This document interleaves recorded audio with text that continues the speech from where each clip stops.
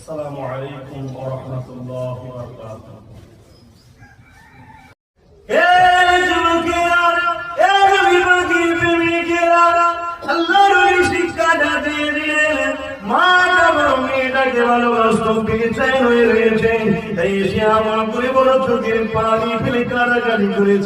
আমার আল্লাহর মর্জি কবুল হয়ে গেছে। যখনই ঘুমিয়ে أعوذ بالله من الشيطان الرجيم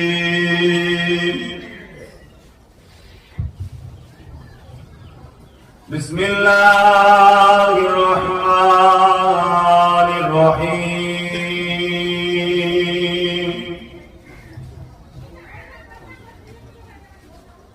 الحمد لله نحمده ونستعينه ونستغفره ونؤمن به ونتوكل عليه ونعوذ بالله من شرور أنفسنا ومن سيئات أعمالنا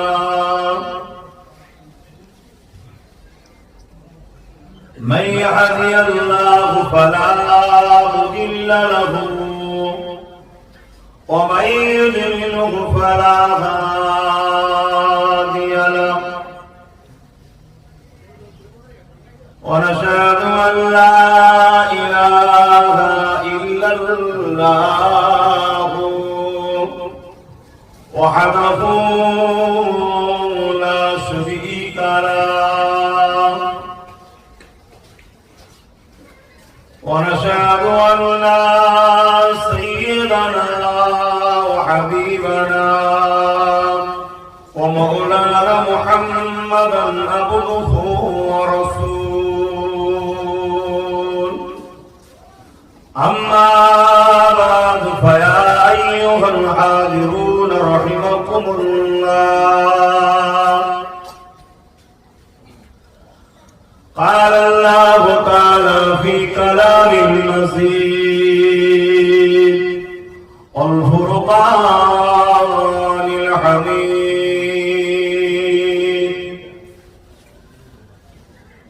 إن الله وملائكته يصلون على النبي يا أيها الذين آمنوا صلوا عليه وسلموا تسليما اللهم صل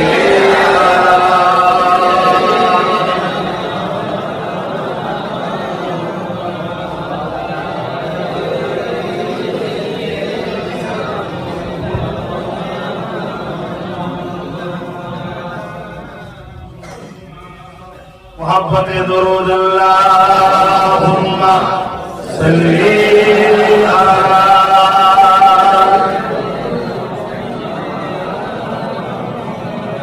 على آله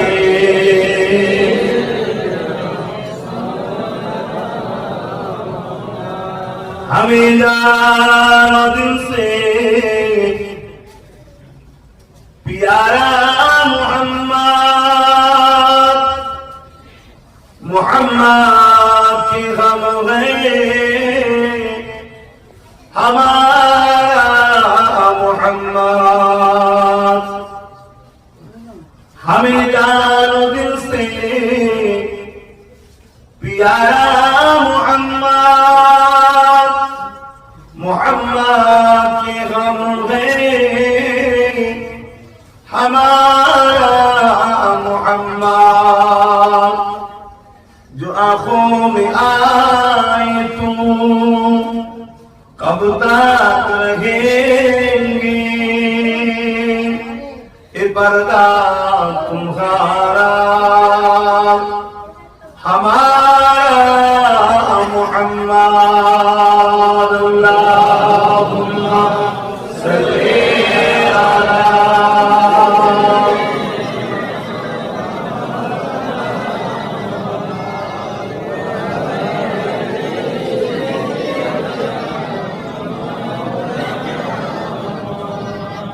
कलमे ला इलाहा इल्लल्लाह, ला इलाहा इल्लल्लाह, ला इलाहा इल्लल्लाह, मुहम्मदुर रसूलुल्लाह। हस्बी रब्बी जल्लल्लाह, मा फी क़ल्बी ग़ैरुल्लाह, नूर मुहम्मद सल्लल्लाह, ला इलाहा इल्लल्लाह, ला इलाहा इल्लल्लाह, ला इलाहा इल्लल्लाह, मुहम्मदुर रसूलुल्लाह। ला इलाहा इल्लल्लाह, ला इलाहा इल्लल्लाह, ला इलाहा इल्लल्लाह, ला इलाहा इल्लल्लाह, ला इलाहा इल्लल्लाह, ला इलाहा इल्लल्लाह, मुहम्मदुर रसूलुल्लाह। अल्लाहुम्मा सल्ली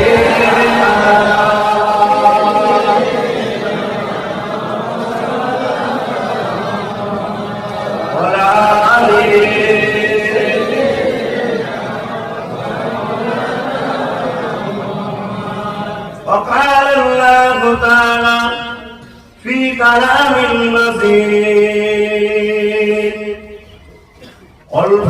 والفرقان الحميد كل نفس ذائقة الموت عن أبي أمامة أن رسولا قال يا رسول الله। হযরত আবু উমামা বলে যে সাহাবী ছিলেন কেরাত থেকে রাত, এক ব্যক্তি এসে রাসূলকে জিজ্ঞেস করছে, হুজুর আমার উপরে সবথেকে কার বেশি হক? ক্বালা হুমা জান্নাতুকা নারুকা। আল্লাহ রাসূল বললেন, তুমি যদি তোমার মানরাদি আন আবি উমামা আন্না রাসূলান ক্বালা ইয়া রাসূলুল্লাহ মা হাক্কুল ওয়ালিদাইনি আলা ওয়ালাদি ক্বালা হুমা জান্নাতুকা নারুকা। তোমার উপরে সবথেকে বেশি হক তোমার বাপ মার। তুমি যদি তোমার বাপ মাকে রাজি করো, আল্লাহ তোমায় জান্নাত দেবে। জোরে বলো সুবহানাল্লাহ। যদি নারাজ করো, জাহান্নাম দেবে। তাহলে আমরা কোনটা চাই? বলুন না, জাহান্নাম না জান্নাত? আর কিন্তু কাজ করছি তো জাহান্নাম। এই সমাজে মা বাপের উপর জুলুম হয় না হয় না? এই সমাজে মা বাপের উপর অত্যাচার হয় না হয় না? আপনি করেন, আমি করিনি, কিন্তু হচ্ছে না হয় না? সেই মানুষগুলো কি জান্নাত চায়? যদি বলে হ্যাঁ চাই, তারা কি জান্নাত পাবে? একটু কথা বলছেন না কেন? যদি পাই কোরআন মিথ্যা, হাদিস মিথ্যা হয়ে যাবে। নাউযুবিল্লাহ। কোরআন কখনো মিথ্যা হয়? আর কোরআনের ব্যাখ্যা হাদিস মিথ্যা হয় কখনো? রাসূল কখনো মিথ্যা বলেছে? কিন্তু এদের তো কোনো ভয় নেই, ডর নেই। কিভাবে আজকাল এক শ্রেণীর মানুষ নিজের মা বাপের উপর জুলুম করছে, মা বাপের খেদমত করে না, মা বাপকে দেখে না, মা বাপের সেবা করে না। আচ্ছা, রাসূল বলছেন এক ব্যক্তি এসে জাহিলিয়াত যুগের কথা, যে সময় নারীদের ঘরে জ্যান্ত দাফন করে দেওয়া হতো, নারীদেরকে হত্যা করা হোক বা সে মাকে হত্যা করতো, এইরকম একটা জঘন্য সময় ছিল। সেই মানুষগুলোকেই তো পরিবর্তন করার জন্য আল্লাহ রাসূলকে পাঠিয়েছিলেন। সেই বার্তা যুগ যুগ ধরে কিয়ামত পর্যন্ত সেই রাসূলের তাবেদারি করতেই হবে, মানতেই হবে। তো ভাইরা আমার, এই সময়ে একটা ব্যক্তি রাসূলকে জিজ্ঞেস করছে, আমার উপরে সবথেকে কার বেশি হক? রাসূল বললেন, তোমার মায়ের। তারপরে তার তোমার মায়ের, তারপরে তার তোমার মায়ের, তারপরে তার তোমার বাপের। মায়ের মর্যাদা বাপের থেকে 3 গুণ বেশি ইসলাম দিয়েছে। জোরে বলুন সুবহানাল্লাহ। মা হলো জান্নাত, বাপ হলো জান্নাতের দরজা। কেউ যদি মায়ের পায়ে চুমা দেয়, সে তার জান্নাতে চুমা দিল। জোরে বলুন সুবহানাল্লাহ। কেউ যদি তার বাপের পায়ে চুমা দেয়, সে তার জান্নাতের চৌকাঠে চুমা দিল। জোরে বলুন সুবহানাল্লাহ। চিন্তা করুন কি মাকাম, দুটো কত বড় নিয়ামত আমাদের ঘরে থাকার পরও আমরা তাদেরকে গুরুত্ব দিই না। একটা কথাই আছে, ঘর কা মুরগি ডাল বাড়াবা। প্রবাদ বাক্য আছে, ঘরের তরকারি মুরগি রান্না হলো মজা নেই, আর হোটেলে 3 দিনের পচা ডাল তরকা, ও কি টেস্ট দেখেছিস? ঘর তো এ বাপ এ মা রোজ দেখছি, এর গুরুত্ব নাই। আর মানুষের অভ্যাসই এটা, যেটাকে রোজ পায় সেটাকে মানুষ গুরুত্ব দেয় না, যেটা সহজে পায়। আর যেটাকে কষ্ট করে পায় সেটা গুরুত্বহীন হলেও তার গুরুত্ব দেয় না। খেয়ে অভাবী সংসারের বাপ মাদেরকে দেখবে নিজেরাই না খেয়ে বাচ্চাকে খাওয়ায়। যাদের আল্লাহ দিয়ে চালাতে পারে, অনেক অভাবী বাড়ি আছে, নিজেরা বাপ না খেয়ে মা না খেয়ে বাচ্চাকে খাওয়ায়। আর মা বাপ এমন একটা জিনিস, সে মুসলমান বলে নয়, হিন্দু ঘরেরও যদি মা বাপ হয় তারাও কিন্তু বাচ্চাকে ভালোবাসে। আদিবাসী হোক, খ্রিস্টান হোক, দলিত হোক, যে কোনো ধর্মেরই হোক, মা বাপ এমন একটা নিয়ামত, যে কোনো ধর্মেরই হোক, মা কিন্তু সমস্ত পৃথিবীর সমস্ত মাই তার বাচ্চাকে কিন্তু ভালোবাসে। পৃথিবীর সমস্ত বাপই কিন্তু চায় তার বাচ্চা কি করে বড় হবে, সমাজে কি করে প্রতিষ্ঠিত হবে, আমার বাচ্চা কি করে উঠে দাঁড়াবে, নিজের পায়ে কি করে মজবুত হবে। এটা পৃথিবীর কিন্তু সব ধর্মেরই বাপ মা চায়। আর এটা মহান রব্বুল আলামিনের একটা স্পেশাল তোহফা। তাই তো আল্লাহ কোরআনে বলেছেন আনিসকুরুলি ওয়ালিওয়ালিদাইকা, আল্লাহ বলছে আমার কৃপা জ্ঞাপন কর, শুকরিয়া আদায় কর, পাশাপাশি তোরা তোদের মা বাপেরও কৃপা জ্ঞাপন কর। জোরে বলুন সুবহানাল্লাহ। আল্লাহ কখনোই এত মর্যাদা কাউকে দেয়নি যেটা মা বাপকে দিয়েছে আল্লাহ কোরআনে।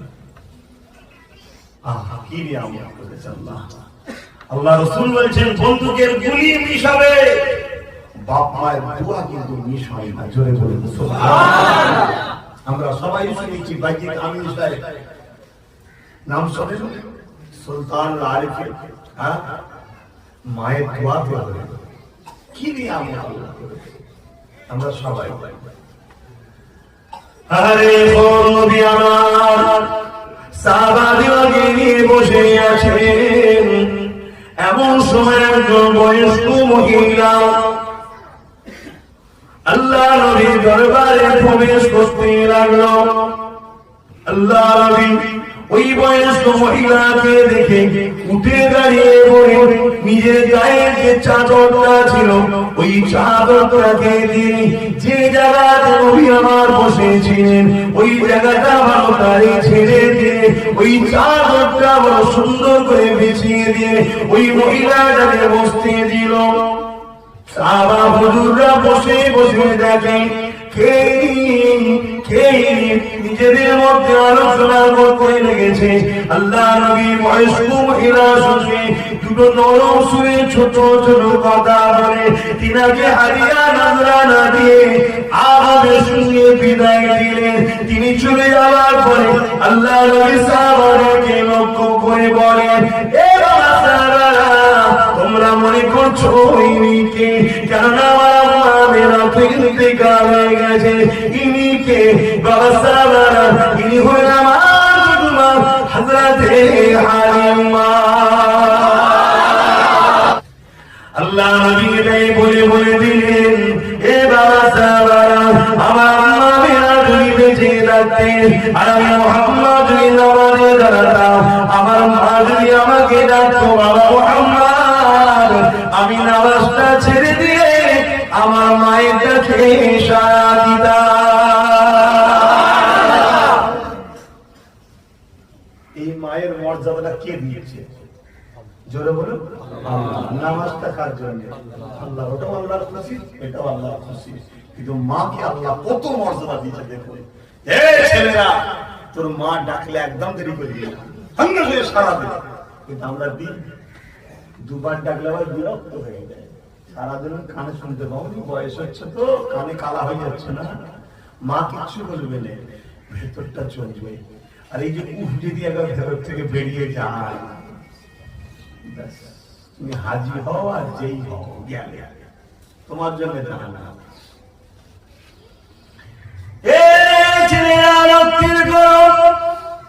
দুনিয়াবি জিন্দেগিতে আরে বাজারে থাকলে ঠুকি হয়ে যায়, একসাথে চলতে গেলে ভালোবাসা যেখানে থাকে কথা কানাকানিও সেখানে থাকে।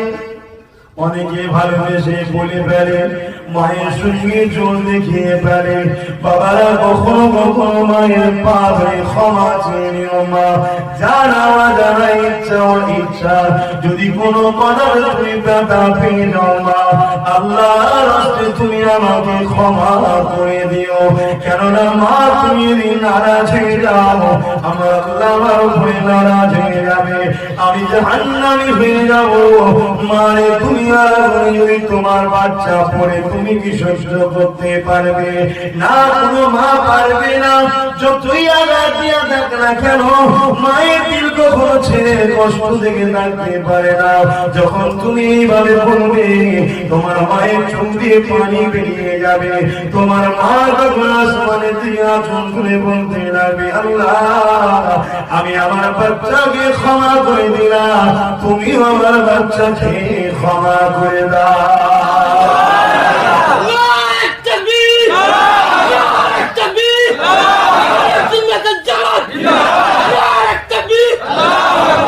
কি গো মায়ের পা ধরতে লজ্জা লাগবে নাকি? বলো লজ্জা লাগবে? হ্যাঁ, বিয়ে হয়ে গেছে, বউ রয়েছে, বইয়ের সামনে মায়ের পা ধরবো, সেন্টিমেন্টাল লাগছে নাকি? হাই আল্লাহ, ঈমান যদি থাকে ওই পা জিভ দিয়ে ছাড়তেও লজ্জা লাগবে না, কেন তার জান্নাতে চুমু দিয়ে হবে। জোরে বলুন সুবহানাল্লাহ। মাকাম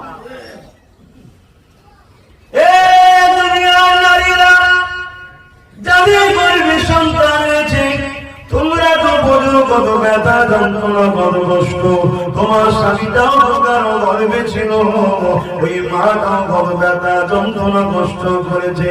তোমার বাচ্চার উপরে তোমার যেমন দয়া ময়া আছে, তোমার বাচ্চার উপরে তোমার যেমন স্নেহমমতা রয়েছে, তোমার বাচ্চার জন্য তুমি যেমন কষ্ট করেছো, খেটেছো, লালন পালন করছো, বড় করছো, তোমার যে স্বামী তাকেও তো তার মা কষ্টই করেছে, লালন পালন করেছে। পৃথিবীতে কখনো কি মনে করেছো রাত্রে কখনো কখনো একা থাকবে, বালিশে মাথা রাখলে এমন করে চিন্তা করে দেখবে আমি কার পেটের মধ্যে ছিলাম? ছোট্ট একটা জায়গা, যে জায়গাতে আমি যখন নড়তাম আমার মায়ের পেটে লাগতো, আমি যখন হাত চালাতাম আমার মায়ের পেটে লাগতো, আমি যখন পা চালাতাম আমার মায়ের পেটে লাগতো। যেটাকে দুনিয়ার মানুষ বলে ব্যথা উঠেছে, ব্যথা উঠেছে, ওই ব্যথা উঠলে মা কষ্ট পায়, কিন্তু মা নিশ্চিন্তায় থাকে আমার বাচ্চা ঠিক আছে তাই লড়ন চরণ করছে। ব্যথা না হলে মা একটু শান্তি পায়, কিন্তু মায়ের দিলটা ঘাবড়াতে লাগে, কি ব্যাপার বাচ্চাটা ভেতরে মারা গেল নাকি, লড়ে না কেন? আর যখন ব্যথা উঠতে থাকে এত কষ্ট হয়, দেখবেন যে ঘরে থাকে ওই ঘরে কোনো অস্ত্র ধারালো রাখতে দেয় না, কেননা সহ্য না করতে পেরে হয়তো নিজেকে আঘাত করে আত্মহত্যা করে নিতে পারে।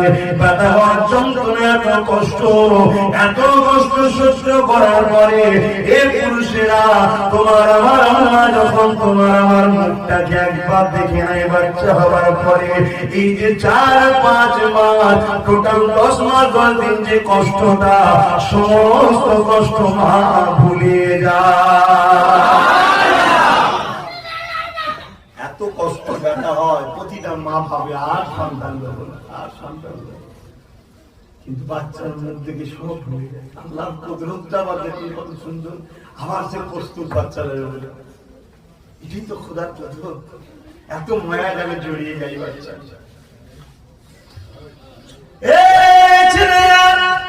আজ সেই রবিউল ভাই মাকে হারিয়ে ফেলেছে, এখানে অনেকে বসে আছে আমরাও মাকে হারিয়ে ফেলেছি।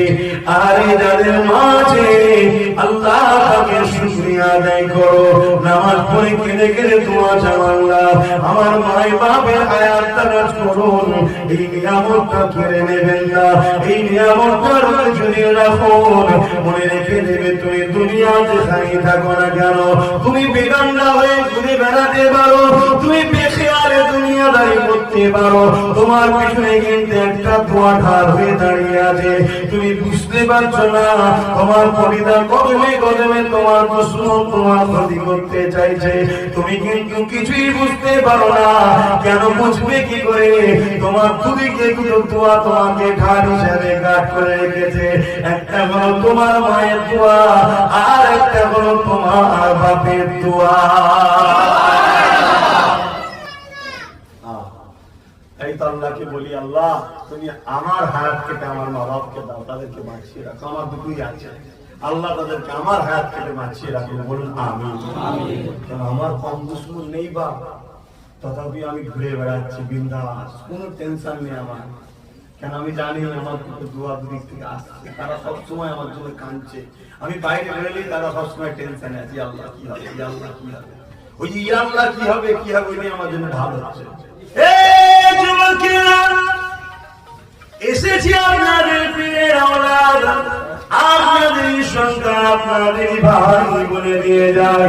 আরে কখনো মনে করে দেখেছো কি, মায়ের পেট থেকে দুনিয়া আসলাম, ছোট্ট বাচ্চা দুনিয়া নেই, কি বিমার রয়েছে যাদের দুনিয়া কেউ বুঝতে পারে না, কিন্তু তোমার মা তোমার ইশারাটাকে বুঝতে পারে। শিশুবেলা থেকে মা প্রতিটা মুহূর্ত বাচ্চা বুঝতে পারে বাচ্চা কি সমস্যা হচ্ছে।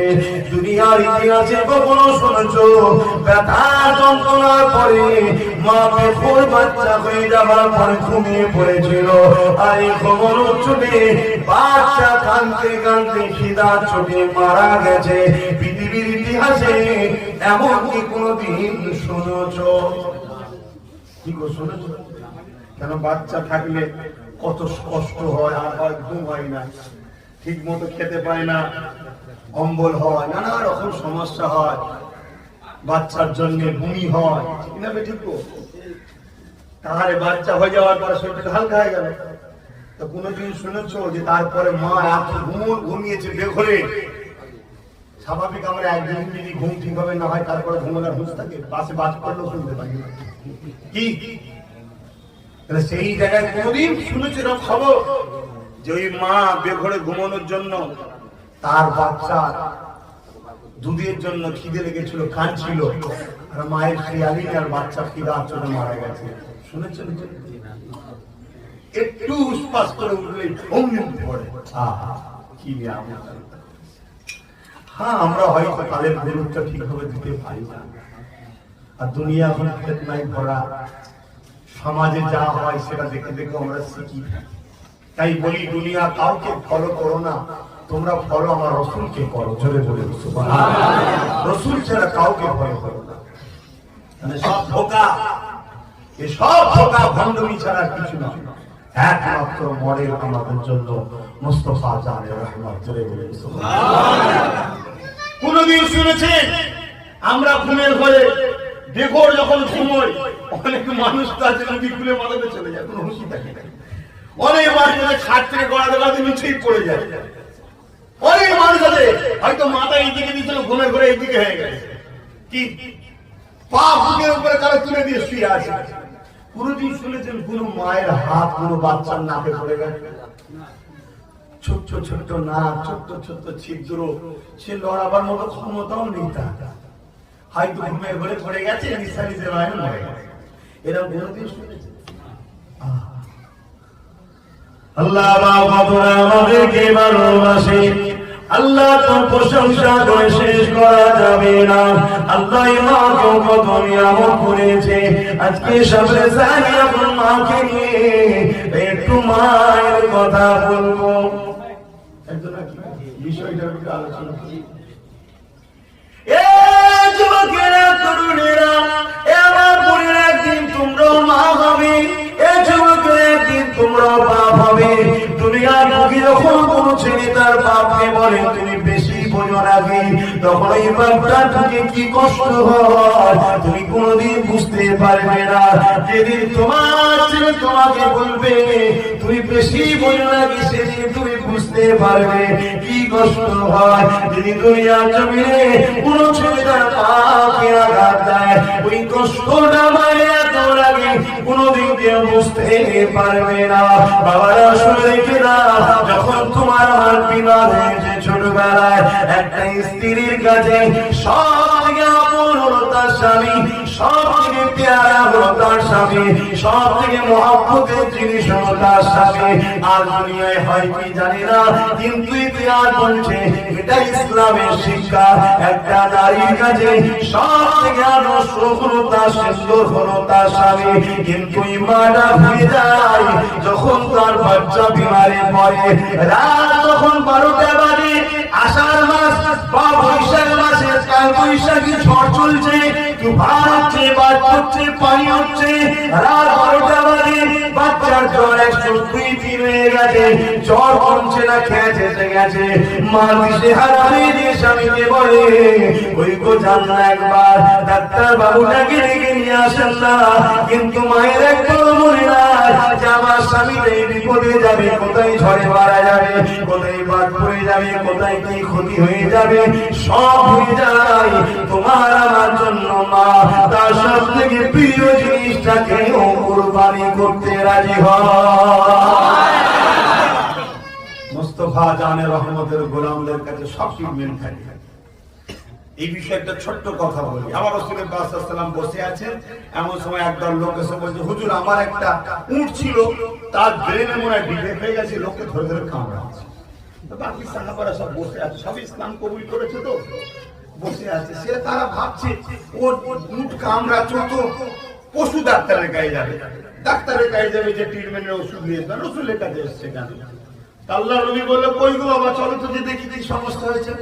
সাহাবারা বলছেন, হুজুর ওটা তো ডাক্তারের ব্যাপার। আল্লাহ রাসূল বলছেন, বাবা আমাকে আল্লাহ পাক সব নিয়ামত দিয়ে ভরে দিয়েছে, জোরে বলুন সুবহানাল্লাহ। আমরা তো আলেমরা হলো সেই রাসূলের ইলমের ওয়ারিস, সমস্ত বিষয়টাকে আল্লাহ কম বেশি আমাদের কাছে যারা রাসূলের ওয়ারিস তাদেরকে আল্লাহ দেয়, বলুন ইনশাআল্লাহ। রাসূল গেলেন যে দেখছেন সাহাবারা ওই উটটা অন্য অন্য লোকেদের ঘরে তেড়ে তেড়ে কামড়াতে আছে, ধরছে, আর রাসূল পিছন থেকে দেখছে। ও যখন হঠাৎ করে ওই দিক থেকে মুখটা ঘুরিয়ে আমার রাসূলকে দেখতে পেয়ে গেছে, ছুটে এসে আমার নবীর কাছে পা নত করে মাথা হ্যাট করে বসে গেছে। আল্লাহ রাসূল তার ওই মাথায় উঠে এখানে ঝুটি মতো থাকে, ওটাকে ধরলেন, ধরে হালকা করলেন, উঠে দাঁড়ালো। রাসূল তার কানে কানে কি বললেন, বলে একটু মাথায় হাত বুলালো, ও ভালো হয়ে গেল, জোরে বলুন সুবহানাল্লাহ। আল্লাহ আমার রাসূলকে কি মর্যাদা দিয়েছে। আর আমার রাসূলকে একটা পাগল হয়ে যাওয়া উটও চেনে, আর আমরা সুস্থ মানুষ এখন রাসূল চিনতে পারছি, হাই রে কপাল। আর সেই রাসূলের পাক সাল্লাল্লাহু আলাইহি ওয়াসাল্লাম যারা চেনে তারাই মাকে ভালোবাসে, জোরে বলুন সুবহানাল্লাহ। যাদের দিলে রাসূল নাই তারা মা বাবাকে ভালোবাসে না, তাদের কাছে মা বাবার ইজ্জত নাই। কারণ রাসূল বলেছে, যারা মা বাবাকে কষ্ট দেয় তারা আমি রাসূল আমার কেউ নয়, জোরে বলুন নাউযুবিল্লাহ। যে রাসূলের হবে না সে তো আল্লাহরও হবে না। এই বিষয়ে হযরত আবু হুরায়রা রাদিয়াল্লাহু তাআলা থেকে একটা আয়াত রয়েছে, আমরা সবাই জানি। হযরত আবু হুরায়রা এমন করে আমার রাসূল পাকের কাছে আসলেন, আল্লাহ নবীকে নবী বলে, আল্লাহকে আল্লাহ বলে, ঈমানের নূরে কালেমা বলে মুসলমান হয়ে যায়। আবু হুরায়রা আমার নবী পাকের কাছে বসে থাকে, আল্লাহ নবী শিক্ষায় শিক্ষিত হতে লেগেছে। একদিন যায়, দুদিন যায়, 3 দিন যায়, মা দেখতে লেগেছে আবু হুরায়রা কোথায় যেন চলে যায়। বেশ কিছুক্ষণ পরে পরে আসে, একদিন জিজ্ঞাসা করেছে, এ বাবা আবু হুরায়রা তুমি কোথায় কোথায় মাঝে মাঝে গায়ে হয়ে যাও বাবা, রোজ যাও, বেশ সময় পরে আবার আসো। আবু হুরায়রা বলতে লেগেছে, আমি বড় চিন্তায় পড়ে গেলাম, যদি আমি আমার মাকে বলে দিই আমি মুহাম্মদ রাসূলকে নবী বলে, আল্লাহকে আল্লাহ বলে, ঈমানের নূরে কালেমা পড়ে শান্তি ধর্ম ইসলামে প্রবেশ করেছি, আমার মা তাহলে আমার উপরে লেগে যেতে পারে। কিন্তু আবার চিন্তা করতে লাগলাম, আল্লাহ নবী শিক্ষা দিয়েছে বাবা আবু হুরায়রা কোনদিন মিথ্যা কথা বলবে না, কারণ মিথ্যা কথা হলো গুনার মা। মিথ্যা কথা কি? যেমন বাপ মায়ের একটা মর্যাদা আছে সবথেকে উপরে, ঠিক গুনার সবথেকে উপরে হচ্ছে মিথ্যা কথা, গুনার মা। আর আমরা মিথ্যা কথা আল্লাহ করে বলিনি, আমাদের পাহাড়ি যাবে না। আল্লাহ আমাকে আমাদের সবাইকে হেদায়েত করুন, বলুন আমিন। মিথ্যা কথা বলবেন না। হ্যাঁ, দেখিয়ে যদি দেখা যায় আপনার জান চলে যাওয়ার ব্যাপার আছে, জান বাঁচাবার জন্য নাচারে আপনার যদি ঈমান দুর্বল হয় সেটা আলাদা, কিন্তু যাদের ঈমান পাকা আছে, জানবে আপনার পছন্দ করে, কোথাও মিথ্যা বলে না। কিন্তু এই জায়গায় নাচারের একটা মশলা আছে, যেখানে আপনার জান চলে যাওয়ার ভয় আছে বা ঈমানের উপরে চাপ থাকা আপনি সহ্য করতে পারবেন না, সেটা আলাদা। কেন আজকে আমার দেশে যা হচ্ছে তার বলে কাজে না, সব কিছু বুঝতে পেরে গেছে, কোথায় ধরে এখন কি বলতে যে পিড়িবে কোনো ঠিক নেই। ঈমান চলে যাওয়ার ভয় হয়, তখন দেখা যাবে আল্লাহর কিনে বলছে মুসলমানই নয়, এদিকে আল্লাহর কিনে খাচ্ছে আমার, ওর হুঁশি নাই, মানে কসম খেয়ে খেয়ে এমন অভ্যেস হয়ে গেছে। যখনই বলে যায় তুই মুসলমান নাকি, দেখছি মেরে ফেলবে, বলছে আল্লাহর কিনে বলছে মুসলমান নাই, ও আল্লাহর কিনে বলে ফেলতে হুঁশি, মানে কসম খাওয়া প্রস্তুত। হ্যাঁ, মৃত্যু সবার হবে, আল্লাহ আমাদেরকে বুঝার তৌফিক দিন, ঈমানের যাওয়ার চেষ্টা করুন, আল্লাহ পাক যেন কবুল করে, বলুন আমিন। আমার আলোচনা আপনাদের অসুবিধা হচ্ছে না? আসুন এদিকে যাই, তার আগে একটু আবু হুরায়রা হুজুরের কথাটা ক্লিয়ার করি। এই সময় যখন বললেন মা, আমি আব্দুল্লাহ বিন মুহাম্মদ সাল্লাল্লাহু আলাইহি ওয়াসাল্লামের সোহবতে গেছি, একদিন দুদিন তিন দিন চার দিন বসে বসে দেখেছি মুহাম্মাদের মধ্যে এত সুন্দর আদর্শ কারো না। আর কোরআন সার্টিফিকেট দিচ্ছে কি উসওয়াতুন হাসানা, সবথেকে উত্তম আদর্শ হলো মুহাম্মদ সাল্লাল্লাহু আলাইহি ওয়াসাল্লাম। জোরে বলেন সুবহানাল্লাহ। এই কথাটা কে সার্টিফিকেট দিচ্ছে সবথেকে উত্তম? কে? মহান স্রষ্টা দিচ্ছে। আমরা মানব না স্রষ্টার কথা? স্রষ্টার থেকে বেশি কেউ জানে নাকি? তিনি সার্টিফিকেট দিচ্ছে যে মুহাম্মদ সাল্লাল্লাহু আলাইহি ওয়াসাল্লাম হলেন সবথেকে উত্তম আদর্শ। জোরে বলেন সুবহানাল্লাহ। খুলুকুন আযীম, সবথেকে উত্তম আখলাক চরিত্রওয়ালা হলো মুহাম্মদ সাল্লাল্লাহু আলাইহি ওয়াসাল্লাম। জোরে বলেন সুবহানাল্লাহ। মহান রব্বুল আলামিন বলেছে। এবারে কেউ যদি বলে স্রষ্টার কথা মানব না, যে স্রষ্টার কথা মানে না তার কথা আমরাই বা কি করে মানি? ঠিক না বেটি? তুই তো কত বড় গাদ্দার, তুই তোর মালিককে মানিস নি, আর আমার তো মালিক তুই নয়, তা তোরকে আমি মানি কি করে? ঠিক না বেটি? ভুল বুঝাচ্ছি। যে ছেলে তার বাপ মাকে মানে না, মনে হয় সে ছেলে আপনাকে মানবে, সে ছেলে আপনাকে ভালোবাসবে, এগুলো হিসাব করতে হয়। যে ছেলে তার বাপ মাকে ভাত দেয় না, সে যদি আপনাকে খাওয়াই দাওয়াত করে, আপনাকে যদি খানা খাওয়াই ভালোবেসে, জানতে হবে কি জানতে আছে? ঠিক না বেটা? কেন বাপ মার থেকে আগে তো আপনি নয়। ধরুন আমি আমার কথা বলছি, ধরুন আপনাদের খুব মেহমানদারি করছি, খাওয়াচ্ছেন, আমি আমার নিজের মাকেই ভাত দিই, নাউযুবিল্লাহ, তার আগে যেন আল্লাহ আমার মৃত্যু দেয়। তো সেই জায়গাতে তাহলে আপনাদেরকে বিবেচনা করতে হবে যে কিছু একটা ব্যাপার আছে। কেন? আমাদের থেকেও কিন্তু আব্বাসের কাছে তার মা, সেই মাকে দেখেন, আমাকে দেখছে, কি ব্যাপার? ঠিক না বেটে? এইভাবে অঙ্ক করতে হয়। যে আল্লাহকে মানে না, যে তার খালিককে মানে না, যে তার রবকে মানে না, সে যদি আমাদেরকে বলে ভালোবাসি, গান্ধী বাংলা আছে। কেন খালেকের থেকে আপন কেউ ভাই বলবেন তো? খালিকের থেকে আপন আমাদের কাছে কেউ আছে? যে দুটো চোখ দিয়েছে তাকে মানলো না, যে দুটো হাত দিয়েছে তাকে ভালোবাসলো না, যে পা দিয়েছে তাকে ডাকলো না, যে কিডনি দিয়েছে তাকে ভালোবাসলো না, যে জবানে কথা দিয়েছে তাকে ক্লিয়ার করলো না, যে জিভ দিয়েছে খাবারের স্বাদ চাখবে, আর নাক দিয়েছে খাবারটা ভালো মন্দ নাকি সিলেক্টেড করবে, তাকে ডাকলো না, তাকে চিনলো না, তাকে ভালোবাসলো না। আমাকে ভালোবাসে বলছে, আপনাকে ভালোবাসে বলছে, দান্তারে কিছু দান্তা আছে, এই অরিজিনাল না। আমি এই অঙ্কই চলি ভাই, আর এই অঙ্কই চলি বলে বড় মিজাজে থাকি, অনেকে আমাকে পড়তে হয় না, এই একই মিজাজ কেন? আমি ওই অঙ্কই মিজাজ করি ভাই। যাকে দেখি যে হ্যাঁ আমার রসুলের দিকে আছে, আল্লাহ রসুলের দিকে মানে সে আল্লাহর দিকে, রসুলই তাকে আল্লাহ চিনাবে, আমি চিন্তা করি না এ ঠিক আছে। আর থেকে দেখি ওই দিকে আরো পতি হোক আর বিশ্বপতি হোক, আমার কাছে পুরো দাম নেই, তোর আছে তো আমি ঠিক দেবো। আসে ফিরে আসার রাতে আবু হুরায়রা ঘুমিয়ে কথা বলছিলাম, মাকে যখন এইভাবে বললেন, মা তখন বলতে লাগলো, এ আবু হুরায়রা খবরদার বাবা, দ্বিতীয়বার তোমার মুখে যেন আর মুহাম্মাদের কথা না শুনি, কেননা মুহাম্মদ বলেছে আল্লাহ একজন, আমরা যে 360টা পাথরের খোদা তৈরি করেছি, ওইগুলো নাকি মাফ নয়। সমস্যাটা কোথায় বুঝতে পেরেছি? ভুলটাকে ভুল বলেছে মোহাম্মদ খারাপ। আজকেও সেই নবীর গোলাম যদি আমি বলি এটা ভুল, আমি খারাপ, আর ভুলটাকে যদি বলি ঠিক, এইটাই ঠিক আছে। সমস্ত এই যে অন্য কিছু নয়, ন্যাজে পাপ করলে ভুল তুলছে। হযরত আবু হুরায়রা হুজুর বুঝাতে লেগেছেন, মা বলো তো দেখি, আমি ধরুন কিছু তৈরি করলাম, সেইটার খালেক তো আমি, সেটা সৃষ্টিকর্তা তো আমি, আমার আবার সে মালিক হয়, শুনছেন ভাই? সে ভাই আমার মালিক হয়। মুহাম্মদ সাল্লাল্লাহু আলাইহি ওয়াসাল্লাম তো সেই মালিকের কথা বলে। বাবা একটু সরে সরে আসেন, মান জায়গা হচ্ছে, সরে সরে আসেন। أصبح بدا من طلعته والليل دجى من غفرته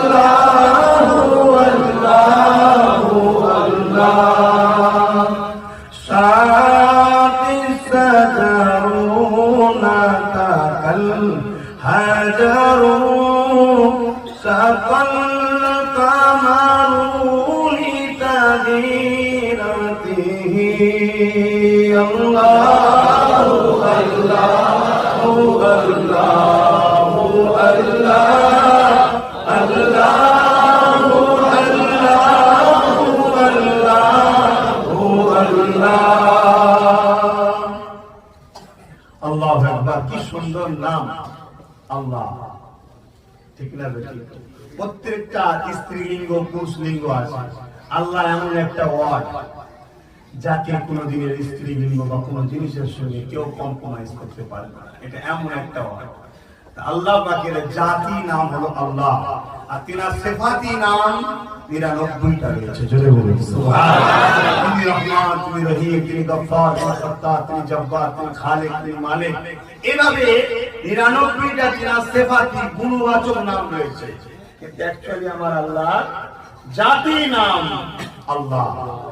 আর সবথেকে আমাদের কাছে বা সবথেকে বেশি ইউজ হয় রব্বুল আলামিন, তিনি সমস্ত কায়নাতের পালনকর্তা। জোরে বলুন সুবহানাল্লাহ। আমাদের পালনকর্তা তিনি, সমস্ত ধর্মের মানুষের পালনকর্তা তিনি, জমিনের পালনকর্তা তিনি, আসমানের পালনকর্তা তিনি, পশু পাখি জীব, পাহাড় পর্বত, চাঁদ সূর্য ফেরেশতা সমস্ত কিছু রব একজন, তিনি হলেন আল্লাহ। জোরে বলুন সুবহানাল্লাহ। হযরত আবু হুরায়রা বলেছেন, বস তিনি আগে বলছেন যে তুমি খবরদার যাবে না। কেন? সে বলেছে মানে তৎকালীন সময় আবু জেল উতবা সাইবা লিডারদের নেতৃত্বে পাথরকে কাটিং করে বিভিন্ন ধারণা দিয়ে সব নগর খোদা তৈরি করা হয়। সেটা ডিজাইন দেখতে বিভিন্ন কোয়ালিটি করেছিল, করে সেগুলো সব উপাসনা করতো আর ইবাদত করতো। তখন বলেছিল যে এগুলো মুহাম্মদ সাল্লাল্লাহু আলাইহি ওয়াসাল্লাম বলেছে এগুলো তোমাদের রব নয়, তোমাদের রব মালিক একজন, তাকে কেউ দেখেনি, তিনি কেমন দেখতে কেউ জানে না। দেখেছেন কেউ? এইগুলো কেন? আবু হুরায়রা আমাদের পূর্বপুরুষ করে আসছে। তখন আবু হুরায়রা হুজুর বলছেন, কেন? মুহাম্মদ সাল্লাল্লাহু আলাইহি ওয়াসাল্লাম তো বলেছেন আমাদের পূর্বপুরুষের আগে একজন নবী এসেছিলেন ৫০০ বছর আগে, ঈসা আলাইহিস সালাম, তিনিও তো সেই এক রবের উপাসনা করেছিলেন। জোরে বলুন সুবহানাল্লাহ। তিনি চলে যাওয়ার পরে ৫০০ বছরের মধ্যে মানুষ অন্ধকারে পড়ে গিয়ে সব তৈরি করেছে। না হয় তার আগে আমরা তো ইব্রাহিম আলাইহিস সালামের দিনের উপরে ছিলাম। ইব্রাহিম নবীও তো এক আল্লাহর দাসত্ব করেছিলেন, জোরে বলুন সুবহানাল্লাহ। ইব্রাহিম নবীর বাচ্চা ইসমাঈল আলাইহিস সালাম, ইসহাক আলাইহিস সালাম, তিনারাও তো এক আল্লাহর দাসত্ব করেছে। মা রেগে দেবে, এই ওসব কথা না, খবরদার মুহাম্মদের কাছে যাবে না। আবু হুরায়রা হুজুর বলছেন, আমার মনের মধ্যে বড় কষ্ট হতে লাগলো, কেন আমার রাসূল বলেছেন খবরদার মাকে কোন রকম আঘাত দিও না। আমি কোন দিকে যাই চিন্তায় বললাম। আমি একদিন চুপি চুপি আমার রাসূলের কাছে গেলাম, গিয়ে বললাম হুজুর এই ব্যাপার আমার মা বলেছে। আরেকটা কথা বলেছেন, যদি মুহাম্মদ রাসূলের কাছে যাও তাহলে তুমি আমাকে আর পাবে না, যদি আমায় চাও মুহাম্মদ রাসূলকে ছাড়তে হবে। এত বড় কথা বলে ফেলেছে। হুজুর আমি তো আপনাকে ছাড়া বাঁচতে পারবো না, কারণ আপনি আমাকে অন্ধকার থেকে আলোর রাস্তা দেখিয়েছেন, সভ্যতার রাস্তা দেখিয়েছেন। সবচেয়ে বড় কথা, আমাকে যিনি সৃষ্টি করেছে সেই খালিককে চিনতে পেরেছে আপনার কদমে এসে, জোরে বলুন সুবহানাল্লাহ। আমরা তার সঙ্গে শেষ করতাম, তাকে কষ্ট দিতাম, তাকে আঘাত দিতাম, তার নাফরমানি করতাম, তার জায়গায় নকল মাবুদের উপাসনা করেছি, এত বড় জুলুমে আযীম আমরা করেছি। অথচ তিনি খাওয়াচ্ছে, পড়াচ্ছে, বাঁচিয়ে রেখেছে, নিঃশ্বাস দিচ্ছে। এই যে করোনা চলে গেল, বাবা অক্সিজেন, অক্সিজেনের জন্য মানুষ ছুটছে, ইঁদুর অক্সিজেন পাওয়া যাচ্ছে না। 2 টাকার মাল 100 টাকা, কি হয়ে গেছে ভাই? 100 টাকার মাল 1000 টাকা। দুদিনের অক্সিজেনের হসপিটালের রেট কত? 50,000, 60,000, বিভিন্ন জায়গায় বিভিন্ন রকম। বাপ রে বাপ, আমার আল্লাহ এখনো দেখুন আব্বাস সিদ্দিক অক্সিজেন টানছে। ফ্রি কি আপনারা ফ্রিতে টানছেন নাকি? কে দিয়েছে বলুন? আল্লাহ। অতএব হুজুর আপনার উসিলায় কি সব পেয়েছি, শিখেছি, সেই আল্লাহর নাফরমানি করে বেড়াচ্ছিলাম। আজকে আপনি বলেছেন আবার মাকে আঘাত দিও না, আমরা কি করব? আল্লাহ রাসূল শুনে বলে, আবু হুরায়রা তুমি কি তোমার মায়ের বিচার দিচ্ছ নাকি আমার কাছে? হুজুর না, আপনি বলেছেন মায়ের ইজ্জত আবরু, খবরদার বাবা বাইরের কাউকে শোনাওনি। মা যেমনই হোক তোমার, কি গো তোমরা বলো না কেন বাইরে কি মায়ের কথা, বাপের কথা, যে আমার বাপ এরকম বদমাইশি করে, আমার মাই করে, বলো না? খবরদার, ওটা নিজের পরিবারের ইজ্জত, নিজের মায়ের ইজ্জত, খবরদার বাইরে যে গল্প করতে নাই। যেমনই হোক, কানা হোক, খোড়া হোক, যাই হোক, মা বাবা ব্যাস। সেই জায়গায় হুজুর ওই বিচার দিতে আসি। আমার বিশ্বাস আপনি রহমাতুল লিল আলামিন, আপনি হাত উঠালে আমার মাও আপনার দিকে চলে আসবে, আমার আল্লাহর দিকে চলে আসবে। তাহলে মা বাবা একসাথে আসবে, আমাদের আর অসুবিধা হবে না, জোরে বলুন সুবহানাল্লাহ। আমার মাও জান্নাতে যাবে, ছেলে হয়ে মাকে জান্নাতে দেখতে চায়, ছেলে হয়ে মাকে জান্নাতে দেখতে চাই। আবু হুরায়রা হুজুরের সুন্নাত, আমরা কি চাই না মা জান্নাতে যাক? এটা আবু হুরায়রা হুজুরের সুন্নাত। আবু হুরায়রা হুজুর দোয়া দিয়েছে, আজও যে ছেলে আল্লাহর ওলিদের কাছে বলে হুজুর দোয়া করেন আমার মা যেন পর্দা করে, নামাজ পড়ে, রোজা রাখে, আল্লাহ ওয়ালা হয়ে জান্নাতে যায়, তারা আবু হুরায়রা হুজুরের সুন্নাত পালন করে, জোরে বলুন সুবহানাল্লাহ। আল্লাহর নবীর কাছে যে বললেন হুজুর আপনার কাছে দোয়া করেন, আল্লাহ নবীর আবু হুরায়রার এই কথা শুনে চোখে পানি এসে গেল। কত সুন্দর কথা, খুশি হয়ে গেলেন নবী, আবু হুরায়রার উপরে খুশি হয়ে গেলেন।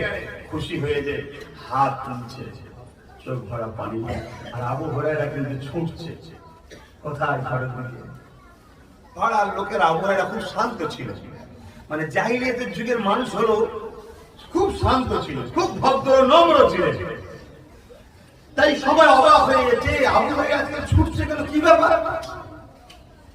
তো হুজুর ছুটছে, ঘরের দরজার গোড়ায় আঘাত দিয়েছে। কে? মা, আমি আবু হুরায়রা। অন্যদিন কিন্তু আবু হুরায়রার ডাকে সাড়া দিলে মা কর্কশ ভাষায় কথা বলতো, কারণ জাহিলিয়াত যুগের অভ্যাস ছিল। কিন্তু আজকের দিনে মা বলছে, বাবা একটু ওয়েট কর, আমি গোসল করছি, নতুন কাপড় পরছি, রেডি হয়ে গেছি, তোর মুহাম্মাদের কাছে যাবো। আবু হুরায়রার ঘরে যেতে দেরি হয়েছে, আমার রাসূলুল্লাহ দোয়া তো কবুল হতে দেরি হয়নি, জোরে বলুন সুবহানাল্লাহ। মায়েদের জন্য দোয়া করবে, আল্লাহ ওয়ালাদের কাছে যাবে, সেখানে গিয়ে দোয়া চাইবে মা বাপের জন্য, আর নিজেরাও সেজদায় করে নামাজে মুসল্লায় বসে মা বাপের জন্য দোয়া চাইবে, আল্লাহ আমার মাকে জান্নাতি করে, আমার বাপকে জান্নাতি করে, দোয়া চাইবে। আহারে চলে আসে এবারে, যাদের মা বাপ চলে গেছে তারা কি করবে? কেননা সময়টা খেয়াল করে ওই ওই দিকে আর বলার সময় হলো না। এবারে যাদের বাপ মা দুনিয়ায় থেকে চলে গেছে, এখন ছেলের মনে অনুতপ্ত হয়েছে, আরে হয়তো মাকে কষ্ট দিয়ে ফেলেছিলাম, হয়তো বাপকে কষ্ট দিয়ে ফেলেছিলাম, হয়তো কিছু বলে ফেলেছিলাম, যার জন্য আমার মা হয়তো নারাজ হয়ে গেছে, আমার বাপ হয়তো নারাজ হয়ে গেছে। দুনিয়ায় থাকলে নাই পাটা ধরে একটু ক্ষমা চেয়ে করে দাও, কিন্তু এখন আর দুনিয়ায় না, কবরের কাছে কি মা বলে ডাকে তো সারা দেবে না, কবরের কাছে আব্বা বলে ডাকে তো সারা দেবে না, তাহলে আমাদের কি হবে উপায়? ইসলাম এমন একটা ধর্ম যেখানে সমস্ত সমস্যা সমাধান আছে, সমস্ত প্রশ্নের উত্তর আছে। আল্লাহ নবী জানিয়ে দিলেন, বাবারা চিন্তা করো না বাবা, আমার আল্লাহ চায় সমস্ত বান্দা বান্দীরা জান্নাতি হয়, তাই তিনি সমস্ত রাস্তা খুলে রেখে দিয়েছে। যদিও কোনো ছেলে মেয়ে আমার করে ফুল খুঁজে পারা কন্ট্রোল করতে পেরে যদি আমার কোনো কথা বলে ফেলে, যদি মা বাপ কষ্ট পেয়ে যায় আর বাপ মা চলেও যায়, তাদের জন্য রাস্তা খোলা আছে। আল্লাহ নবী জানিয়ে দিলেন, মান সারা তাবাবা ওয়াইহি আও আহাদুহুমা ফি কুল্লি জুমাতিন গাফারাল্লাহু কুতিবা বাররা। বাপ মা উভয় অথবা কিশোর যে হোক একজন চলে গেছে বা উভয়ের কবরটা, যে ছেলেটা জুম্মাকে জিয়ারত করবে, দোয়া চাইবে, আল্লাহ ওই ছেলেকে 5 মাসের গোটা ছেলে বলে কবুল করে ওর জাহান্নামের আগুন থেকে নাজাত দিয়ে দেয়। আল্লাহ রাসূল যখন মসজিদে যেতেন খুতবা দিতেন, হযরত হাসান হোসেন মসজিদে ঢুকতো, নবী খুতবা বন্ধ করে দিয়ে নেমে গিয়ে হাসান হোসেনের হাত ধরতেন, নিয়ে এসে রাসূলের কোলে বসাতেন, পাশে বসাতেন, বসিয়ে আবার নবী খুতবা পড়তেন, পাশে রেখে দিয়ে নামাজ পড়তেন। আর ওরা টুক করে উঠে গিয়ে নবীর পিঠে বসে থাকতো, আর নবী চুপ সেজদায় পড়ে গিয়ে সুবহান রাব্বিল আলা, সুবহান রাব্বিল আলা, সুবহান, তাসবিহ পড়েই যাচ্ছে, আর ওরা পিঠে চুপ করে বসে আছে। নবী পাক সাল্লাল্লাহু আলাইহি ওয়াসাল্লামের 3 ধরনের চুল রাখা সুন্নাত, বাবরি চুল ছিল, বাবরি, ওই বাবরি চুল ধরে চুল করে বসতে হবে, পড়ে না যায়, নানা যদি মাথা তুলে দিয়ে পড়ে যায়, চুল ধরে বসে থাকতো, আর নবী মাথা তুলতো না, যতক্ষণ ওরা নিজের ইচ্ছায় নামবে, যখন নেমে পড়তো তখন রাসূল পাক মাথা তুলতেন। বিশ্বের শ্রেষ্ঠ নানা হলো মুহাম্মদ রাসূল, যারা বলেন প্রত্যেকটা নামাজে হয় মনে হবে মুহাম্মদ রাসূলকে দেখে, যারা বলেন সুবহানাল্লাহ। কি করেছে এমন করে মদিনার নববী শরীফে আমার রাসূল পাক সাল্লাল্লাহু আলাইহি ওয়াসাল্লাম বসে আছে, ইমামে হাসান হোসেন দুই হাতি এসে গেছে, না না কি খবর, আমাদের বড়রা সব বড় বড় ঘোড়া চালানো, আমাদেরকে ছোট ছোট ঘোড়া কিনতে হবে, চলে আসো তোমাদের ঘোড়া রেডি বলে হামা গুলিয়ে দিল, নিজের পিঠে তুলে নিল। মদিনার নববী কি মাথায় যাচ্ছে, মাথায় যাচ্ছে, দুজনে বসে আছে ঘোড়া, কথা বুঝতে আসছে না? না, রাসূল নিজেকে ঘোড়া বানিয়ে দিল। আর আজকাল নানারা ও নাতি হলি ঘোড়ায়, এরকম করলে হবে? ওদেরকে ভালোবাসো, বাচ্চাটা হচ্ছে বেগুনা, ওদের কোনো গুনাহ নেই, বাচ্চাদের ঘরে ফেরেশতারা পাহারা দেয়। কত বড় বাচ্চাদের সঙ্গে অনেক রহমতের ফেরেশতা থাকে, যেটা বলি সুবহানাল্লাহ। ভাইরা আমার, যে কোনো ধর্মেরই বাচ্চা, বাচ্চা বাচ্চা, প্রত্যেকটা বাচ্চা পিয়ারের জিনিস, যে কোনো ধর্মের, অন্য ধর্মের বাচ্চা হলেও তাকেও ভালোবাসবে, সেও কিন্তু রহমতের জিনিস, ভালোবাসার জিনিস। কেন? সে বেগুনা, অন্য ধর্মের হলেও সে বেগুনা, তার কোনো গুনাহ নেই। কথা বুঝে আসছে? সামান্য হওয়ার পর থেকে এবার ভালো মন্দ তুমি বিবেচনা করো, তখন থেকে তুমি যদি ভুল পদক্ষেপে চলো, সে মুসলমানের বাচ্চা বা যে ধর্মের হোক, তখন থেকে তার পাপ বিকা শুরু হয়। সামান্য হওয়ার আগ পর্যন্ত কোন ধর্মের বাচ্চারই পাপ নাই, সবাই পেলে না, সে মুসলমান হোক আর যে ধর্মেরই হোক। এই প্রত্যেকটা বাচ্চাকে পিয়ার করতেন রাসূল, অন্য ধর্মের বাচ্চারাও পিয়ার করতেন। কিন্তু আজকের আলোচনা নয় তো, আমি আলোচনা করতে পারছি না। এখন চলে আসেন ইমামে হাসান হোসেন হুজুরের একটা কথা যখন হয়েছে, একটু বলে দিই কতটা ভালোবাসতেন ইমামে হাসান হোসেনকে। একদিন হাসান হোসেনের সঙ্গে বসে আছে রাসূল, আমার বসে থাকতে থাকতে হঠাৎ করে রাসূল বলছে, এই হাসান হোসেন বড় তুমি কি, কে বড়, তুমি না আমি? তোমরা দুজন না আমি বড়? রাসূল জিজ্ঞেস করছে। হাসান হোসেন বলছেন আমরা বড়। কথা বুঝা যাচ্ছে? সাইয়্যিদুল মুরসালিনের সঙ্গে কথা হচ্ছে, দোনো জাহানের বাদশার সঙ্গে কথা হচ্ছে, যার জুতো নিয়ে সামান্য বিয়াদবি করে আব্বাস সিদ্দিকও বেঈমান হয়ে যাবে। এবার রাসূলের জুতো মোবারক নিয়ে বিয়াদবি করি, সেই ঘরের ছেলে আমি, কিন্তু তারপরও কিন্তু সেই হাসান হোসেনের মর্যাদা কত দেখুন। হাসান হোসেন বলছেন, না না আমি বড়, আমরা বড়। কি ব্যাপার? না না আপনার আব্বার নাম কি? বলছে আমার আব্বার নাম আছে আব্দুল্লাহ। বাস ওইটুকুই, আর কিছু আছে? বলছে না। আর আমার আব্বার নাম হযরত আলী শেরে খোদা, আল্লাহর পাক। সুবহানাল্লাহ। আমার আব্বা দিন দুনিয়ার বাদশা হাবিবুল্লাহ, তিনা সাহাবী, জোরে বলুন সুবহানাল্লাহ। আমার আব্বা আলী খাতুনে জান্নাতের স্বামী, জোরে বলুন সুবহানাল্লাহ। এইভাবে একটার পর একটা হযরত আলী হুজুরের প্রশংসা করছে। হুজুর নানাকে বলছে, নানা আপনার কি প্রশংসা আছে বলুন? কেউ চেনে? কথা বুঝে আসছে? রাসূল চুপ করে শুনছে। বলছে তারপরে হুজুর বলুন আপনার আম্মাকে নাম কি? আমার রাসূল বলছে আমার আম্মার নাম আমেনা। বাস এইটুকু। আর আমার আম্মার নাম খাতুনে জান্নাত সাইয়্যিদাতুন নিসা ফাতিমা আয-জাহরা রাদিয়াল্লাহু তাআলা আনহা, জোরে বলুন সুবহানাল্লাহ। নারীদের জান্নাতি সরদারিনী, জোরে বলুন সুবহানাল্লাহ। কিয়ামতের দিনে যখন খাতুনে জান্নাত যাবে, আমার আল্লাহ আওয়াজ দেবে, এই মাশরবাসীরা মাথা হাত করো, আমার ফাতেমা জান্নাতে যাচ্ছে, জোরে বলুন সুবহানাল্লাহ। আমার আম্মার নাম হচ্ছে এটা, আপনার আম্মার নাম আমেনা। কে চেনে? কথা বুঝে আসছে? বলছে আর বলবো? আল্লাহ রাসূলকে জিজ্ঞেস করছে আর বলবো? বলছে বলো। বলছে হুজুর আপনার নানার নাম? আমার রাসূলকে জিজ্ঞেস করে। বলছে আব্দুল ওয়াহাব। বলছে এতটুকুই? কেউ চেনে কি জিজ্ঞেস করুন তো। আর আমার নানার নাম শুনবেন? হাসান হাসান বলছে আমার নানার নাম হলো সফিউল মুসলিমিন রাহমাতুল লিল আলামিন হুজুর নূর সাল্লাল্লাহু আলাইহি ওয়াসাল্লাম, আল্লাহর দোস্ত, আখেরি নবী, নবীদের নবী, নেতাদের নেতা সাইয়্যিদুনা হযরত মুহাম্মদ সাল্লাল্লাহু আলাইহি ওয়াসাল্লাম, জোরে বলুন সুবহানাল্লাহ। আল্লাহ নবী মুচকে হেসে দুই নাতিকে বুকে জড়িয়ে ধরে চুমা দিয়ে চাদর করছে। শরীরের কোনো জায়গা ছিল না, এই জায়গা ছাড়া চুমা দিতে বাদ দিয়েছে। কারণ এখানে বাদ দিবা হোসেনের চুমা দিবার কারণ ছিল। যাক, আলোচনা একেবারে ঘাড়ে এই জায়গাতে আছে। তো যাই হোক, তাহলে কত আদর করতো বাচ্চাদের ঘরে। আর আজকে আমাদের বাচ্চারা যদি একটু কিছু বলে, আমরা তাদেরকে চেপে দিই। বাচ্চাদের ছাপবেন না, তাদেরকে খোলা মন দেন, তাদেরকে মন বড় করে চলতে দেন। তবে হ্যাঁ, মোবাইল যেন হাতে ধরিয়ে দেবেন না। বাচ্চাদের ভবিষ্যৎ শেষ হচ্ছে এই মোবাইলে। কথা বুঝে আসছে? ওইটা আপনার বাচ্চার ভবিষ্যৎ নষ্ট হবে। আর যুবকদের ঘরে বলবো, যুবকেরা একটা দুয়ার মাহফিলে এসেছি, তাই বেশি কিছু বলছি না। তোমরাও কিন্তু ভুল করছো, নিজেদের লাইফকে নষ্ট করো না। রাত জেগে মোবাইলে গেম খেলছো তোমরা, গেম। খবরদার, এটা তোমাদের লাইফকে বরবাদ করার একটা ষড়যন্ত্র। যারা এই গেমকে দিচ্ছে তারা কিন্তু খেলছে না, তোমাকে কিন্তু খেলাচ্ছে। তোমার মস্তিষ্কে ঢুকানো হচ্ছে, কাজ নেই, কর্ম নেই, মাঝখানে বসে ইটা বসে হুতা বসে রাত জেগে করে সর্বসময় তুমি কি খেলছো? ফ্রি ফায়ার, পাবজি খেলছো তুমি। না পাবজি কি বলে, কোনটা বলে? ওইটাই খেলছো। এদিকে হচ্ছে তোমার সময় নষ্ট হচ্ছে। অসীর বিলাস জমিনে ছড়িয়ে পড়ো, তালাশ করো, রেজেকে একটা নয় হাজার ধরনের কাজ করো, সব হালাল কাজ, হারাম নয়, কাজ করো। আর লাস্টে কি হচ্ছে? অভাব হয়ে যাচ্ছে। লাস্টে সমাজে বসে বসে আড্ডা দিচ্ছ, লাস্টে সমাজ বিরোধী তৈরি হবে। একে লুটবো, ওকে লুটবো, একে মার্ডার করবো, ওকে মার্ডার করবো, আস্তে আস্তে খারাপ দিকে সমাজ চলে যাচ্ছে। অনুরোধ করে যাচ্ছি, এটা একটা পলিসি তোমাদেরকে শেষ করে দিবা। আল্লাহ তোমাদেরকে হিদায়াত করুক, হেফাজত করুক, বলুন আল্লাহুম্মা আমিন।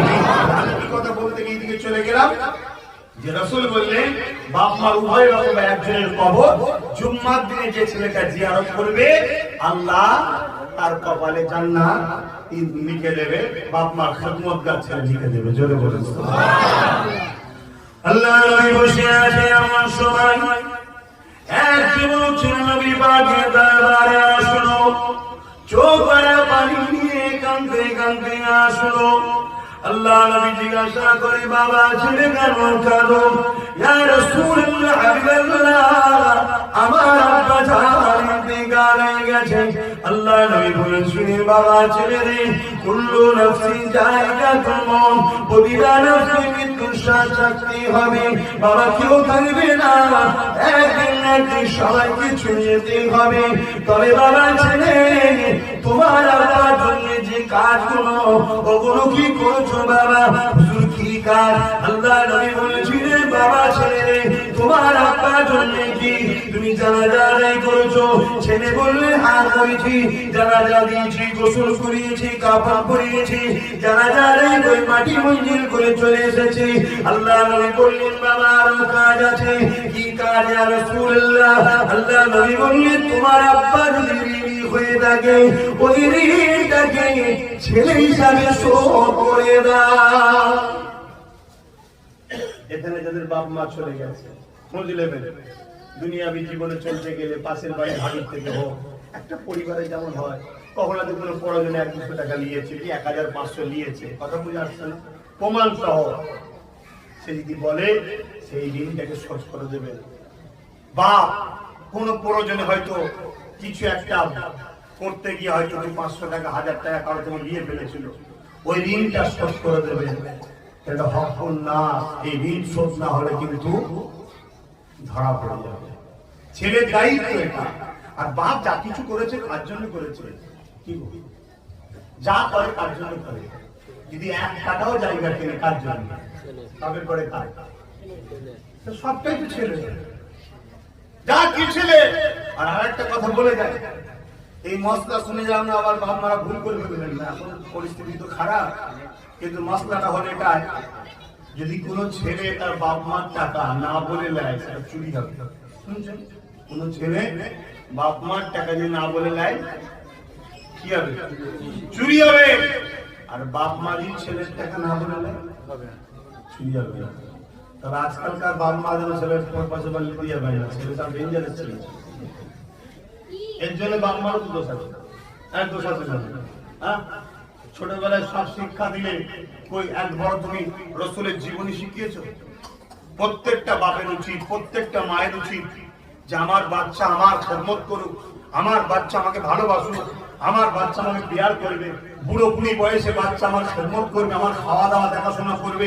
যদি কোনো বাপ মা চাও, ওই বাপ মার জন্য আমার একটাই নসিহত, সেটা হলে এটাই, ওই বাচ্চাকে তুমি মুহাম্মদ সাল্লাল্লাহু আলাইহি ওয়াসাল্লামের জীবনী ছোটবেলা থেকে পড়াও, ওর গলায় রাসূলের জীবনী ঝুলিয়ে দাও, দিয়ে বলো বাবা তুই পুলিশ হোক, ডাক্তার হোক, উকিল হোক, জজ হোক, যা হচ্ছে হোক যা, সব শেষ, কোনো অসুবিধা নেই, কিন্তু তোর জীবনের একমাত্র নেতা মরে ধরে মুহাম্মদ সাল্লাল্লাহু আলাইহি ওয়াসাল্লাম। যদি বলো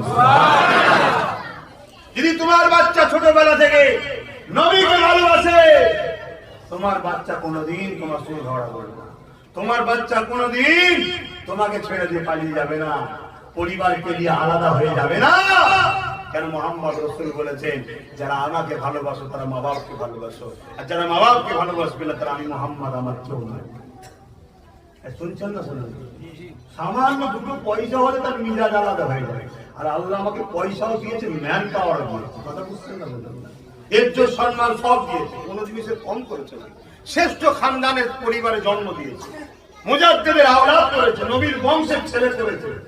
এত কিছু হওয়ার পরও আমি জানি ওই যে আমার ঘরে বসে আছে আমার মা, ওই যে আমার ঘরে রয়েছে বাপ, ওদের সঙ্গে চুগড়া করলে, কথা কাটাকাটি করলে আমার খবর পেয়ে যাবে। এইটা কেন হলো? ছোটবেলা থেকে আমার বাপ মা আমাকে মুহাম্মদ রাসূলকে চিনিয়েছে, এইটা হলো নেতা। তাই আর আজকে আমরা আমাদের ছেলেদের ঘরে ও শিক্ষা দিই, ছোটবেলা থেকে মোবাইল ধরিয়ে দিয়েছি, ও ছোটবেলা থেকে মার দিচ্ছে, ও শিখছে আস্তে আস্তে বক্সিং মারা, বড় হলে ছাড়বে না, ঝাড়ছে। মুহাম্মদ সাল্লাল্লাহু আলাইহি ওয়াসাল্লামের যদি গোলাম হয় কখনো মিথ্যাকে সাপোর্ট করতে পারবে না। মুহাম্মদ সাল্লাল্লাহু আলাইহি ওয়াসাল্লামের গোলাম যদি হয় কখনো মা বাপকে চুরি করতে পারবে না। আসেন এই বিষয়ে আরেকটা কথা বলি। আল্লাহ নবী যুবকটাকে জানিয়ে দিলেন, বাবা তুমি তোমার আম্মার আব্বার ওই জুসিয়া করে ওটাকে পালন করো। হয়তো মা ওসিয়াত করেছিল, বাবা মৃত্যুর পরে টাকাটা তুই নিবি, টাকাটা বোনকে দিবি, টাকা মাদ্রাসায় দিবি, টাকা মসজিদে দিবি, কাউকে বলবে, তোমায় চুপি চুপি বলেছিল ওই ওসিয়াতটা পালন করতে হবে। তুমি আমি চিন্তা করছো সব আমি ছেড়ে দেব, কেউ জানে না, আল্লাহ জানে। তো নাকি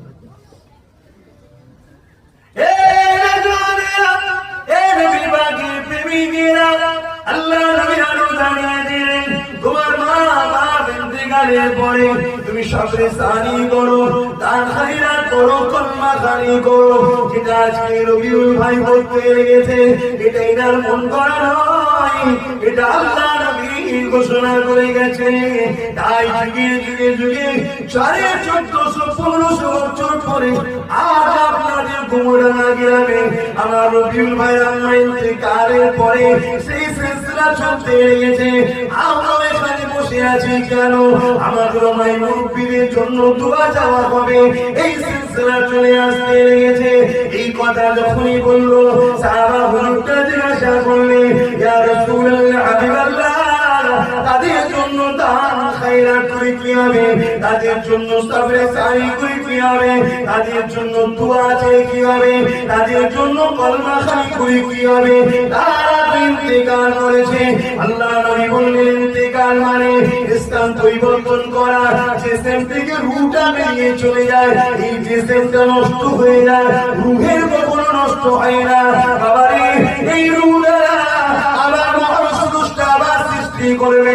সুম্মা নফিকা উখরা ফাইদাহুল কিয়ামুন ইয়ানজিরুন, যেদিন সিংহাতে আবার ফুটিয়া হবে, নাগল দিলে যেমন জমিন থেকে আলো উঠবে, ওইভাবে জমিন থেকে মানুষ উঠে দাঁড়াতে লাগবে।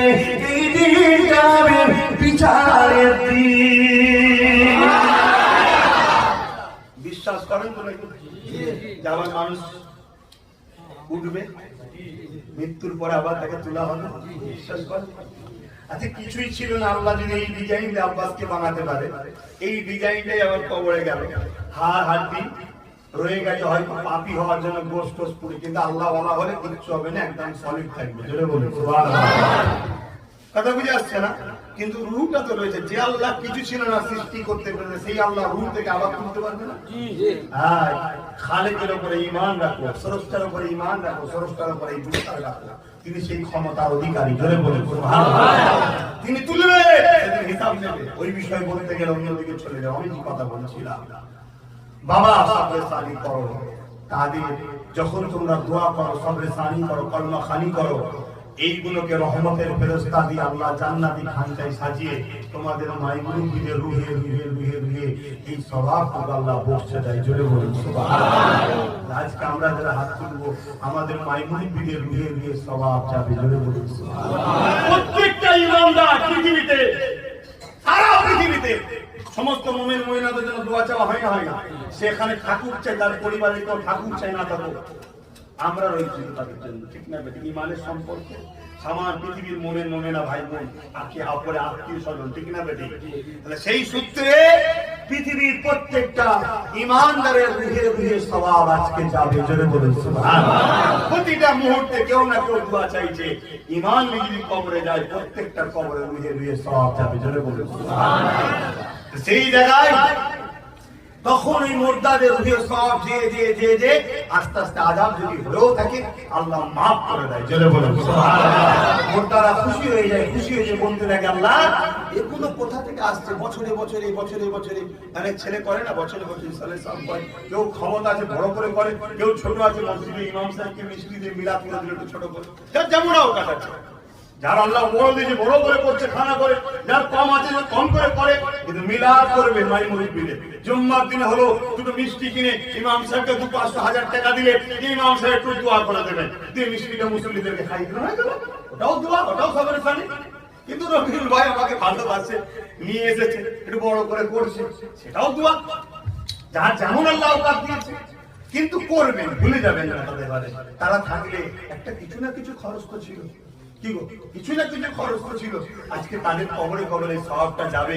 আহা, চলতে গিয়ে কিছু ভুল করে ফেলে, আল্লাহ এই সওয়াবের ওসিলায় আস্তে আস্তে তাদেরকে মাফ করে দেয়, নাজাত দিয়ে দেয়। চলে বলুন সুবহানাল্লাহ। তখন তারা খুশি হয়ে যে বলে, আল্লাহ এগুলো আসছে কোথা থেকে? তখন রবিউলের আম্মা, আমাদের মাইমুরিদ যারা চলে গেছে, বললেন, তারা বুঝতে পারে আল্লাহ পাক বলবে, হে আমার বান্দা বান্দিরে, তোদের ছেলে পুলে মাইমুরিদরা ছিল, তারা তোদের জন্য সবরে সানি করেছে, দুয়ার মাহফিল করেছে, কলমা খানি করেছে, আমি আল্লাহ ওগুলোকে ফেলে দিই। নামাজি মুসল্লিদের খাইয়েছে, আমার সৃষ্টি হিসাবে মানুষ তো জাতিকে খাইয়েছে, এতেই গরিবকে কাপড় দিয়েছে, খাইয়েছে, আমি ওই স্বভাবগুলো নিয়ে সব তোদের রুহে রুহে রুহে রুহে দিয়েছি, এর বিনিময়ে তোদের কবরে আযাবকে মাফ করে দিয়েছি। তখন মুর্দারা খুশি হয়েছে, বলবে, আল্লাহ আমরা তাদেরকে কি দেবো? সবকিছুর বিনিময় আছে, আমরা কি দেবো? আমাদের তো কিছুই নেই। আল্লাহ বলল, তোমরাও দোয়া করো, ওই রুহানি দোয়া মুর্দাদের আমাদের কপালে আসে। জোরে বলুন সুবহানাল্লাহ। আজকে আমরা যদি প্রত্যেকে মা বাপের কবরের সামনে দাঁড়াই জুম্মার দিনে, তাদের দোয়াটা আমরা পাবো। জোরে বলুন সুবহানাল্লাহ। এ বিষয়ে আরেকটা কথা বলি। হযরত হাসান বসরি বলে একজন জগৎ বিখ্যাত ইমাম ছিলেন, নাম শুনেছেন? কি বলছো? আল্লাহর ওলি জ্ঞানের সাগর ছিলেন, মুহাদ্দিস ছিলেন, মুফাসসির ছিলেন, ফাকিহ ছিলেন, ইমাম ছিলেন, মুজতাহিদ ছিলেন, এত বড় পণ্ডিত মানুষ ছিলেন। ওনার দরবারে একটা বয়স্ক মা এসে হাজির হলো। আল্লাহর ওলিকে বলতে লাগলেন, বাবা আল্লাহর ওলি হাসান বসরি রে, আমার একটা যুবতী কন্যা মারা গেছে, আমার ইসলামে এমন কোন নিয়ম আছে কিনা, ওই কন্যা সঙ্গে আল্লাহ কি বিচার করলো এটা দেখা যাবে কিনা। মনে চাই না যে হালে কি হালে আছে কবরে, এরকম কোন সিস্টেম আছে? আল্লাহর ওলি বললেন হ্যাঁ আছে, কাসকান কবুল, এটা সবক আছে, এটাকে আপনি আমল করুন, তাহাজ্জুদ করে ইবাদত করুন, আমল করুন, আল্লাহ চাইলে দেখাতে পারে। কে চাইলে? হ্যাঁ, আল্লাহর বিনা হুকুম ছাড়া। জাদু আর কারামতির মধ্যে এইটাই পার্থক্য। জাদু সে চেষ্টা করলে করতে পারে, আর কারামতি সে জানে না, আল্লাহর পক্ষ থেকে হয়ে যায়। জোরে বলুন সুবহানাল্লাহ।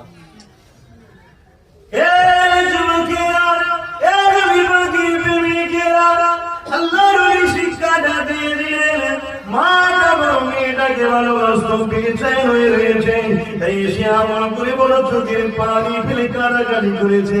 আমার আল্লাহর মর্জি কবুল হয়ে গেছে। যখনই ঘুমিয়ে পড়েছে, খবে দেখতে লেগেছে বিবশ কালো বিবাসে বিকট চেহারাতে জাহান্নামের আগুনে তার মেয়েটা পড়তে লেগেছে। মেয়েটা মাকে দেখে বলে, মারে দুনিয়া জমিয়ে বেপরদায় থাকার জন্য, ভুল রাস্তায় চলার জন্য, পরপুরুষের কাছে রূপ যৌবন দেখানোর জন্য আজ আমি আযাবের শিকার হয়ে গেছি, আজ আমি ধরা পড়ে গেছি, আজ কঠিন আযাবের মধ্যে আমি জ্বলতে লেগেছি। আর এই অবস্থা দেখে মায়ের ঘুমটা ভেঙে গেল। মা ছটফট করে উঠে বসে পড়লো, চোখ দিয়ে পানি বেরোতে লাগলো, মন আর টিকছে না, জান ছিঁড়াছিঁড়ি করছে। কে চায় তার মেয়ে আযাবের মধ্যে থাকবে, মা শান্তিতে থাকবে? এই মা ফজরের আযান দিয়ে দিল, নামাজটা পড়ে নিয়ে বাসা শহরে দিয়ে রওনা দিল। আল্লাহর ওলির কাছে পৌঁছে গেল, আল্লাহর ওলিকে যে খবরের বিবরণটা শোনাতে লাগলো। আল্লাহর ওলি খবর তাবির করে দিয়ে চোখের পানি ফেলে হাসান বসরি কাঁদতে লেগেছে, মারে দুনিয়ায় পাপ আচার লিপ্ত দেখার জন্য, বেশরিয়াতি ভাবে চলার জন্য, বেপরদায় থাকার জন্য, নিজের ইজ্জত প্রভু যৌবনকে ঢেকে রাখা না করার জন্য আল্লাহর আযাবের শিকার হয়ে গেছে। কারণ আল্লাহ জানিয়ে দিয়েছে পর্দা হলো ফরজে আইন, নারীদের আল্লাহ মর্যাদা দিয়েছে, দাবি করেছে দাবি হীরাকে ঢেকে যেমন রাখতে হয়, নারী তোমার ইজ্জত প্রভুকে ঢেকে রাখো দুনিয়ার নোংরা নজরে ধুলোবালি থেকে বাঁচাবার জন্য।